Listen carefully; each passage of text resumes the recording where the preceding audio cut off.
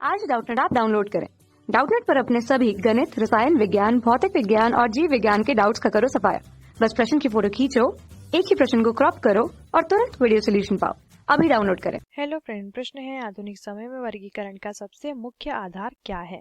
आकारिकी में समानता, शारीरिकी और कारिकी लक्षण, प्रजनन के लक्षण, मेरुदंड की उपस्थिति या अनुपस्थिति।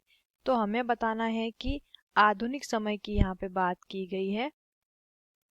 आधुनिक समय की यहाँ पे बात की गई है तो उसमें वर्गीकरण की जो प्रणाली होती है, वर्गीकरण यानी कि जिसमें वर्गीकरण हम करते हैं ताकि जीव को उसकी पहचान मिल सके, यानी कि पहचान इस तरीके से कि वो किस जाति का है, किस गण का है, किस वंश का प्राणी है, ठीक है, या फिर किस कुल का प्राणी है, या फिर किस जगत का प्राणी है। इस आधार पे क्या करना है, इस आधार पे उसको वर्गीकृत करना वर्गीकरण के अंतर्गत आता है। तो हमें यहाँ पे आधुनिक वर्गीकरण बताना है, ठीक है, और उसका आधार। तो दोस्तों, आधुनिक वर्गीकरण प्रणाली जो है इसके ज्ञाता या इसके खोजकर्ता है वैज्ञानिक कार्ल लीनियस। कौन है? वैज्ञानिक कार्ल लीनियस।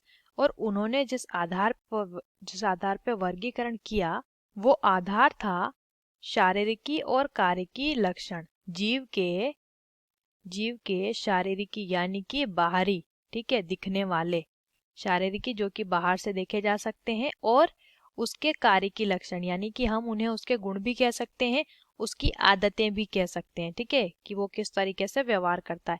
इस आधार पर उन्होंने जीवों का क्या किया?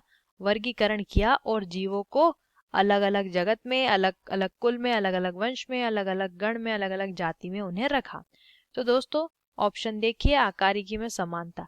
तो केवल आकारिकी में समानता के आधार पर यदि उन्हें विभाजित किया तो फिर उनके कार्य या उनके जो गुण लक्षण है, उनका जो व्यवहार है, उस आधार पर वर्गीकरण उनका रह जाता है। तो ये आधुनिक में नहीं आएगा।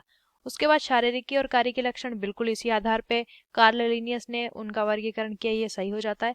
प्रजनन के लक्षण, तो दोस्तों अगर हम बात करेंगे जैसे उदाहरण के लिए अलैंगिक जनन, तो अलैंगिक जनन बहुत सारे जीवों में और लैंगिक जनन बहुत सारे जीवों में होता है, लेकिन यहाँ पे केवल अलैंगिक जनन के आधार पर हम बहुत सारे जीवों को एक ही श्रेणी में नहीं रख सकते हैं, इसलिए ये भी रॉन्ग हो जाता है। उसके बाद मेरुदंड की उपस्थिति या अनुपस्थिति, तो उसको हम मेरुदंडी या अमेरुदंडी, ठीक है, या तो वो मेरुदंडी होगा इस आधार पे या वो अमेरुदंडी होगा, लेकिन सिर्फ दो कैटेगरी में भी हम उनको विभाजित नहीं कर सकते हैं। इसलिए इस उनके शारीरिक कार्य के लक्षणों के आधार पर बहुत सारे अलग अलग समूह बनाए गए। तो जो राइट आंसर हमारा होता है वो है ऑप्शन बी वाला। आशा करते हैं आपको इस प्रश्न का उत्तर समझ आया होगा। वीडियो को देखने के लिए धन्यवाद। कक्षा 6 से 12वीं से लेकर नीट, IIT, JEE वो एडवांस के लेवल तक 1 करोड़ से ज्यादा छात्रों का भरोसा। आज ही डाउनलोड करें डाउटनेट ऐप या व्हाट्सएप करें अपने सारे डाउट्स 8400 400 400 पर।